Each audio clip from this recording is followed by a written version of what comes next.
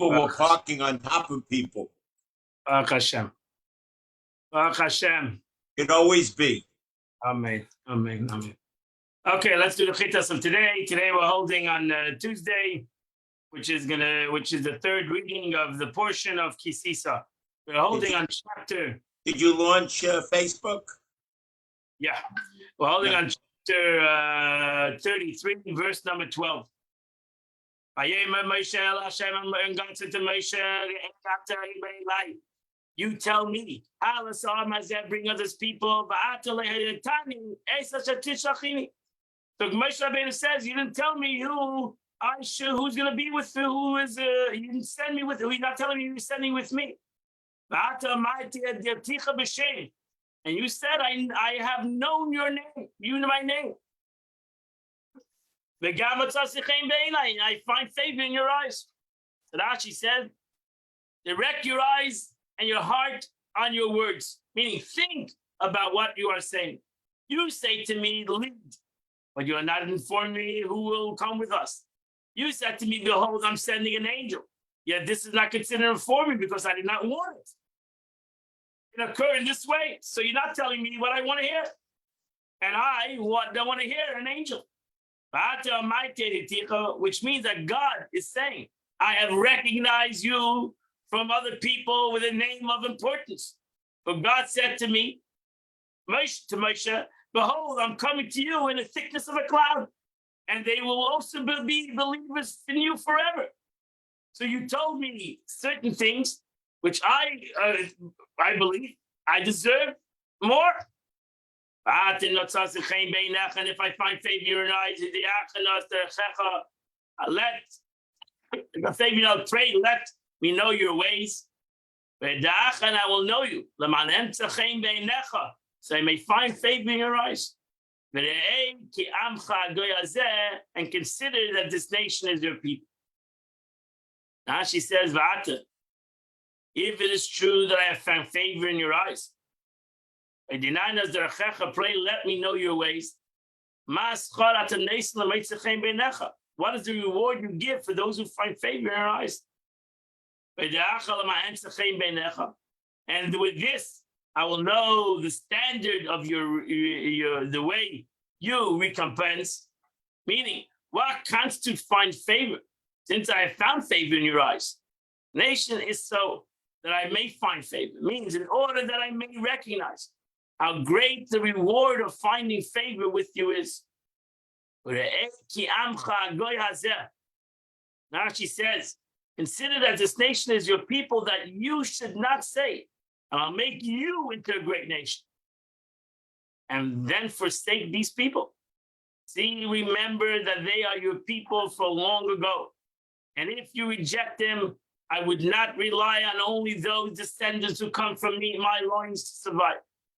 Make it known to me now the payment of my reward through this people. Although our rabbis expound on this in the Tractate of Brachos, I've come to reconcile the verse according to their context of their sequences. This Gemara, this is self-understood. These verses are extremely delicate and extremely interpretive verses. And it's brought down the Gemara self-understood. But Rashi says, I've come to teach it according to the way it's taught in the Gemara. So God said to him, my presence will go and I'll give you rest. Actually, what does that mean? A continent will go. This is understanding Tiger Munkus that Shkanti. I will no longer send an angel. I myself will go. So here we see God also acquiesced to the Moshe Rabbeinu's prayer that he would go with them, not through an angel. So he said to me, he said to me, because of your presence, and Moshe Rabbeinu said, I'm happy to hear that the presence of God is going to go with us, because if not, I'll tell you, I do not want, don't take me up from here. Rashi said, that's what I wanted, because I do not want to go with an angel. Verse 16. How then will I know that I found favor in your eyes? Aniva mecha, I and your people. It's not if you will go with us. And your people will be distinguished from every other nation on the face of the earth. What a powerful prayer of a request, and ultimately, Abishter acquiescing to Moshe Rabbeinu. But Me'evada, Rashi says, and how will we find favor be known? It is not that you will go with us. One other thing I ask of you, I ask that the Shekhinah shall no longer rest upon the heathen nations. In this respect, will be separate from the other nations. Like the Lord will make the separation between the livestocks of Egypt. I want you to show the difference between the Jewish nation and the rest of the nations. And that completes the Chumash for today. We now go to the Tanya of today. Today is Tuesday. We start the 34th chapter of Tanya. And here, Alter Rebbe continues. It is known that the patriarchs are truly divine chariots. Throughout their lives, they did not cease even momentarily from binding their mind and their soul to the master of the universe. The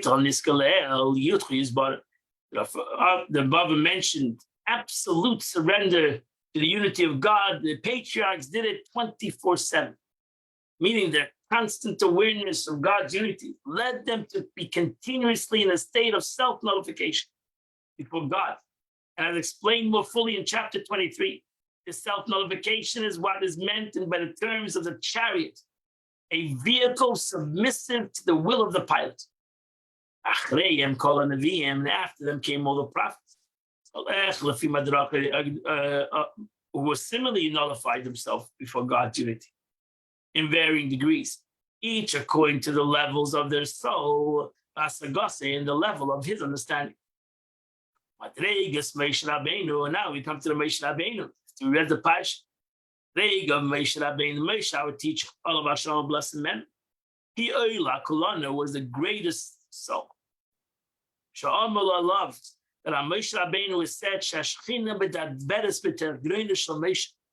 the Shekhinah, the presence of God, spoke through the throat of Moshe Rabbeinu. So he was totally surrendered to God, to godliness, and the very words he uttered were divine speech. The revelation of Moshe Rabbeinu's throat, divine speech, was that of one's throat to his own speech. Just like his throat is bottled to his speech, to the words that he says, or the words are bottled to his throat, so too Moshe Rabbeinu was totally nullified to God. In Mount Sinai, the Jewish people had a privilege to experience a glimmer of this level of self-nullification. They said Nasiv and Ishma, totally nullified to God. Even the Parch and the Shmasim, the souls left them, so to say. They were totally batul HaKadosh Baruch Hu. Actually, Yachul Isber, but they couldn't handle this nullification. Ma'im Razal, as the sages of Basa Bemri said, shall call deeper Parch and Shmasim, and every word, the first utterance that God said, their soul left them. Shu'iyim bitu b'metzias. That was a concept. The flight of the soul actually represents self-nullification, which mentioned previously. And therefore, therefore, right after they sinned, right away, God had commanded them to make a mishkan, that in this mishkan will be the holy of holies. The Shadish Shechinasei with the presence of God would dwell. Which is the the unity of God was revealed, as explained further.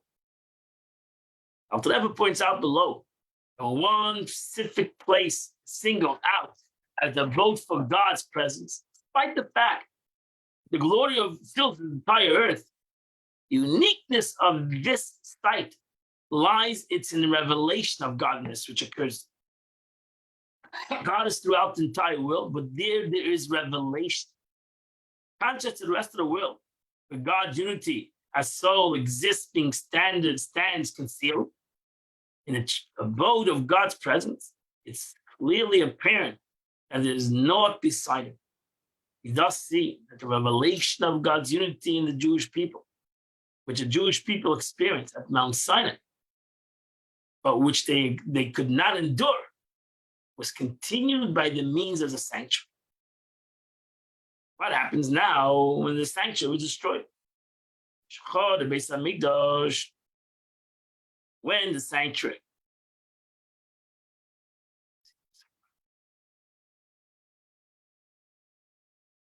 when the sanctuary was destroyed, when Galus, happens is temple destroyed, the 4 cubits. So that's going back with Yehuda is the 4 cubits of halacha, Jewish law, is the only sanctuary and abode for the Holy One, blessed be He, has in His world. Meaning, Torah is the only abode for the revelation of God's unity. Because the Torah is the will and the wisdom of God, which is enclosed in the laws which is before us, which is one of the God, which is our one with God. The halacha ruling represents the divine will, and what underlines its divine wisdom. Hence the Torah, God's unity, stands revealed. Therefore, after one meditates deeply in the concept of the self-nullification that I mentioned before, according to his capability, let him reflect in his heart to follow. Use cotton sickly, pass in my intelligence. Shade is the shmas, root of my soul is small. Mahachel is very limited. Become a chariot and an abode for God's unity. The emes la'amita, in the perfect truth. Why? Because no thought can grasp or apprehend his unity. With any degree of comprehension in this world. I don't know, and I don't have a iota, in fact, of that which was grasped by the patriarch and by prophets. Who am I? How much can I understand? They were great prophets. Moshe Rabbeinu, Avraham, Yitzchak, Yaakov, Tzaddikim, the Nevi'im. They understood, had the capability, who were God's chariot and abode by virtue of their awareness of God's unity as they grasped. So who am I? I'm so small. My knowledge is so limited. My soul is so weak. How am I going to grasp the essence of God? Nevertheless, even I'm a small person, I still can create this abode. Every Jew, can create an abode for God. And how does he do it? Giving time for learning Torah. According to his capability, time. To make a time in learning Torah by day and by night. According to the stipulation by the law governed to each individual. There is a law. Not everybody is obligated to learn Torah equally, the same amount, the limited time that each person has to give. Every person has the limitation. A person that works self-understood has less time. A person that works less, can give more time. A person that's retired, some person can give even more time. Every person, and a person that sits in yeshiva, a Talmud, a student of study, should give total time.